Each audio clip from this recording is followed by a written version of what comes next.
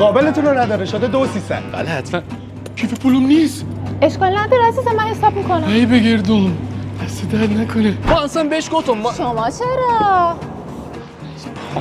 کار میکنی؟ دارم قهوه سفارش بریم ما هم یک موکا بگیر. واسه تو که ماچا گرفتم. گفتم چه هوای خوبیه بریم تربیت. خوشگله، یه عکس قدی برام نمیفرستی؟ میای خونه ما یا میری خونه مامان بابا؟ بریم خانه خودمان. بیادب خیلی حوصله‌ام سر رفته. بشین عشق ابدی ببین. خب بس چه هر موزیکی دوست داری بذار. اصلا مرام.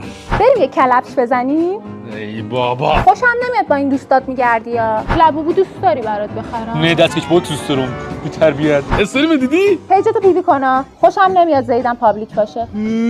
حس چیه یه پشتوانه تو زندگیت داری؟ مصیبت. عکسای باشگاهی میذاری؟ چیه؟ عقده داری بدنتو ببینم؟ چی میگی ای دختر دیوونه ای؟ جانم عزیزم. الو کجایی؟ آمازون هایپر فامیلی. حالا چرا اونجا؟ خیلی خوبه، تخفیف پلکانی دارن. هر هفته 5 تا شمش 20 گرمی جایزه میدن. باحال. تازه با هر 750,000 تومان خرید یک شانس بردن شمش میتونم داشته باشم. خیلی حال میکنم.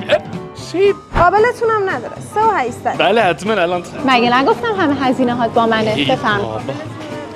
ول نمیکنی نه؟ چی کار کنم بی خیال شی؟ فایده نداره. 2 برابرش کارت به نه. کارت میکنیم. تو رو بخدا نمیشه. بابا اذیت نکن دیگه. بابا فرانسس که گریه نمیکنه، بیا بریم.